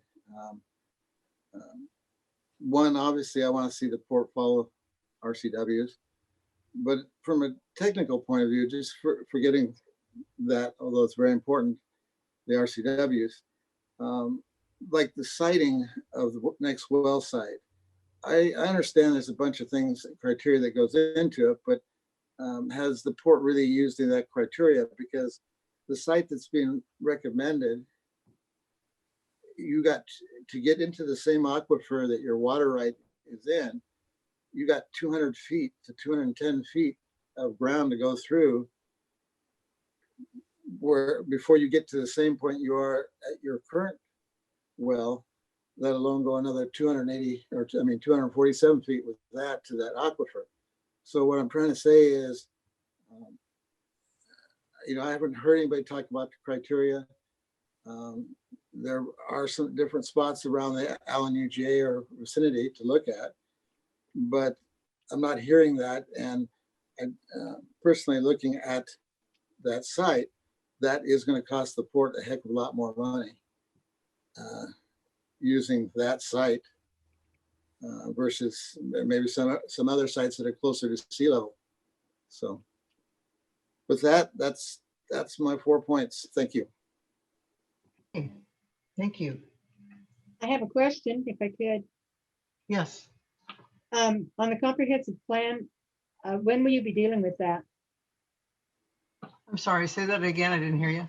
On the comprehensive plan, what's going to be your process as far as timing? As far as comments and that? Well, right now, we're not really required to update it yet, but we're trying to put some ideas on it on the table. I think, Larry, if we do, it would be later this year, correct? Yes, Like September, October? probably. Or is it? Could be August, September, but or Okay. September, October. But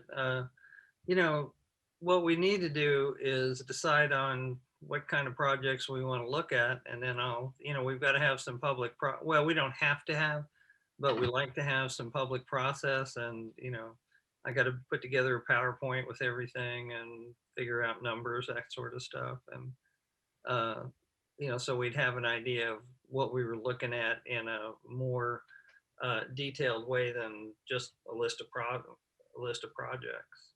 Yeah, I think a public process is a great idea. Yeah, it's pretty necessary. I definitely. Kind of. And get to see what everybody else wants to. What Yeah. I'd like to do is do like we did the last time, have a public survey and let people, send in their answers to it. And then, have a couple of public hearings where people can get out and talk about what they want. Mhm. Sounds great. Yeah, that's the way we've done it before, and Yeah. that's how we've arrived at where we are. Yeah, I have I a figured it'd question be like, later. Yeah, but it takes some time to do all that. So I have a question like Bonnie Knight. Thank you. Huh? Miss Chair, I have a question like Bonnie Knight's. Oh, yes, go ahead for Bonnie.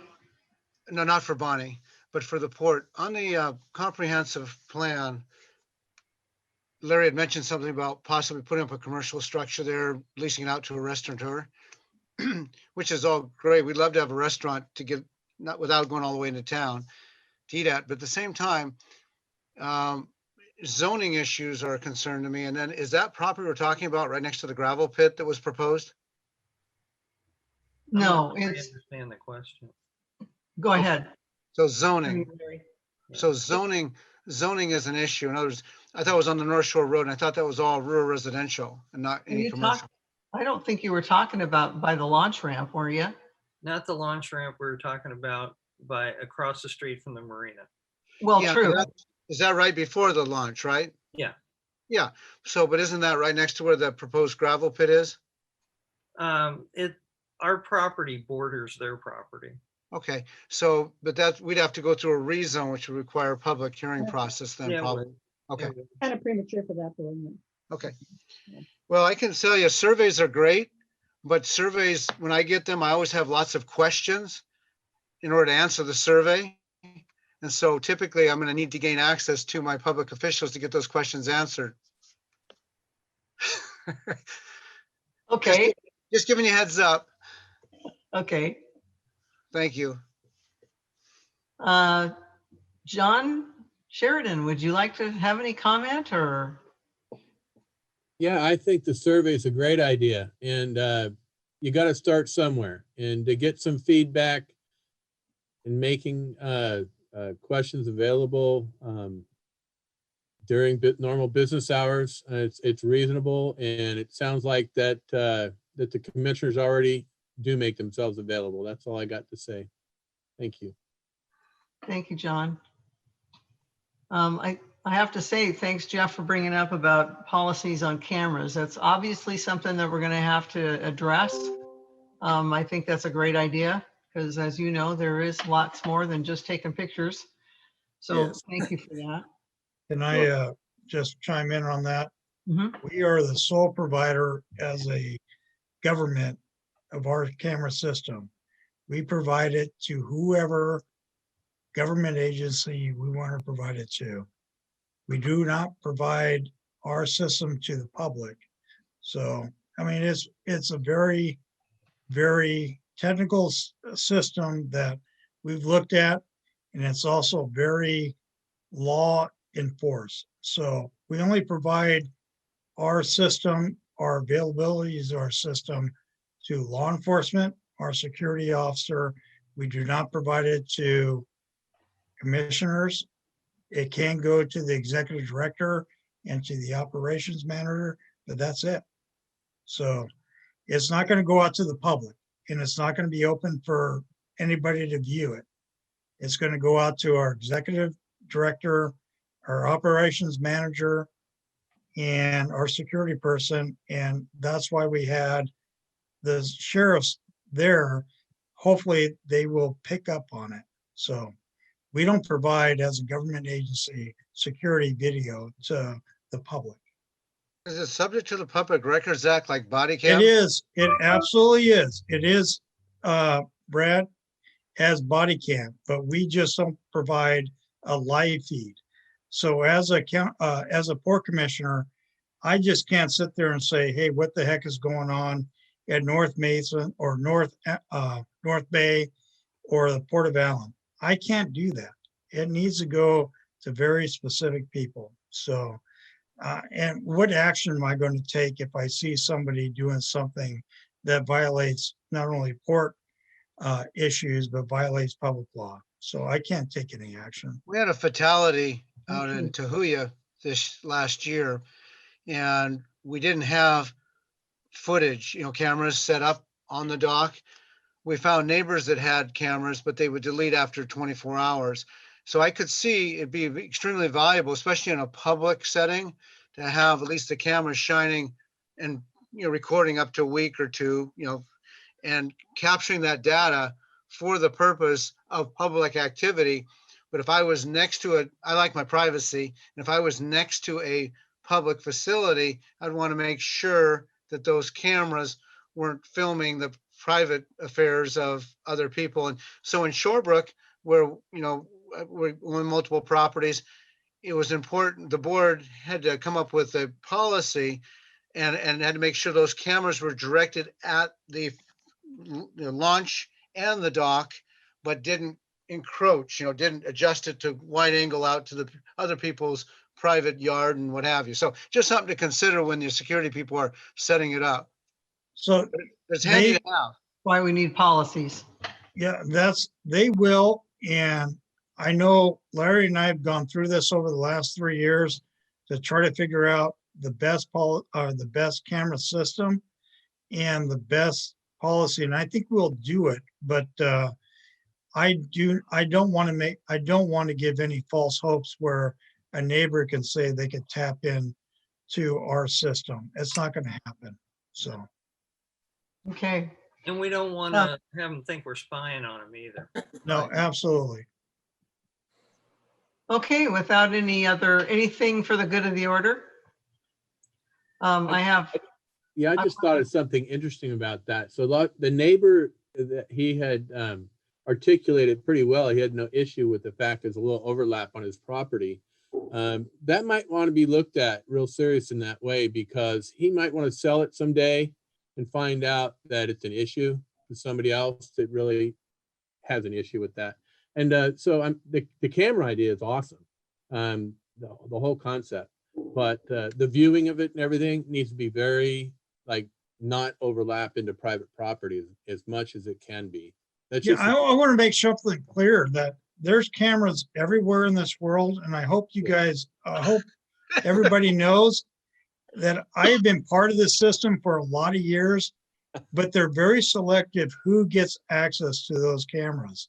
So even though we may be videotaping somebody's front driveway, they can do a public disclosure request on a public entity to request that, but they don't get access to it. So if somebody says, hey, I want you to watch my front door as a public entity next to it, we can do that, but nobody gets access to it unless the public entity allows access. So yeah, it's very, very, it's like when you go through a railroad crossing, every one of our vehicles, if you go through a strict railroad crossing or a high volume railroad crossing, every one of our vehicles are videotaped. So, but nobody has access to it except law enforcement, except that specific government agency. So. I see. Yeah. Thanks, Ted. Yeah, and I want to say this, I appreciate all the dialogue. I know there's been some contention, but I can tell you that I believe we're working through some things, and we will have a special meeting. I shouldn't say that. I'm sorry, chairperson, but we're going to work through some things and get them things figured out. So, yep. well, you haven't been ignored, Brad, but I have to say I strongly disagree with your interpretation of, you know, RCW 53040 or 08040. Yeah, there's nothing wrong with this, nothing wrong with disagreement. I mean, that's what, every time you go to court, there's a disagreement. You Well, just, sure, but that's what it's for. It's for resolving it. And so, I mean, usually two people can sit down. If it's a two-party disagreement, you resolve it and move on. Disagreements actually help people grow. yes. Well, I mean, they're healthy. There's a big difference. This isn't just a disagreement between, I mean, it's a disagreement, but it's between Judy and the lawyers and the port commission. Mhm. You know, that's kind of where it is. I thought that's where you took it earlier in the meeting, that she was going to have Thank you. meetings to carry that forward and resolve the stuff. And we will.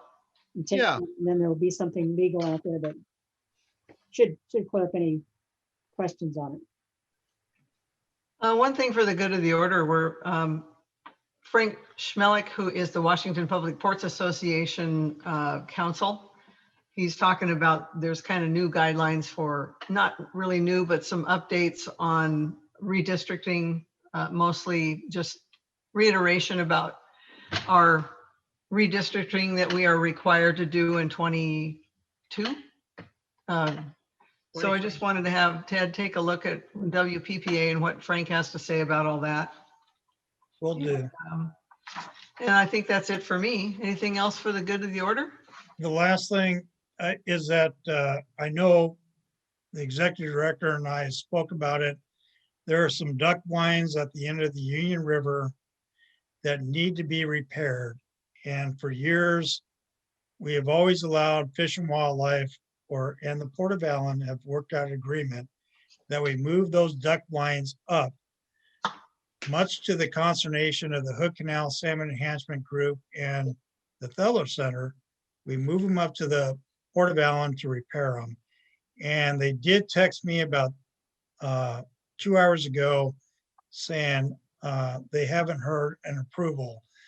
That's been a long time agreement, Larry, that we've allowed those duck blinds to be moved up to the Port of Allyn, get repaired, and then shipped back down. So You know, I don't recall getting anything asking me about that.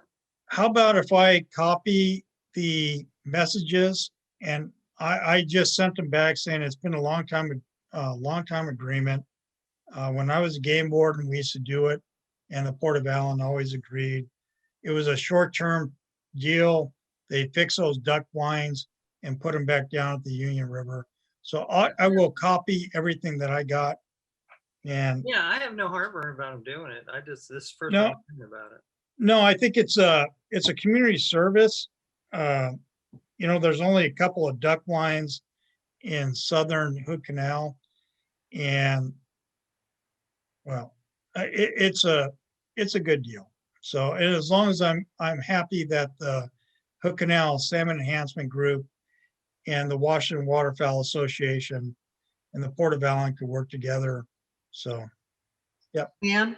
Yeah, You had I know we have heard something, just what, about a month ago or something, and yes, yeah, it was very brief, but it was like, yeah, bring them up as long as we're Oh, not. I know what you're talking about now. Yes, I misunderstood what it was. Yeah. No, we told them, yeah. yeah, I know you did. I know you did. So I'll forward you some information.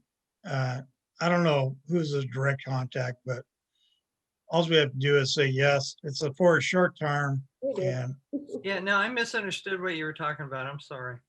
all right. And I will make a motion to adjourn. Can I add one happy thing? Sure. We did the Easter thing in the park yesterday, the Allyn Community Association did. And we had the Easter Bunny there. Thank you, Barry. And we gave out Easter baskets and took pictures. And we had 110 kids there. Yay. It was a Fantastic. great thing in the middle of nothing happening and nothing for the kids. So that was a good, happy thing to do. Happy thing to end the meeting on. Great. Thank you. Thank you so much. Well, thank you, everybody. Thank you. We'll all keep in touch. And thank you for your input. All right. Have a great night. Thank you. Thank you. Good night.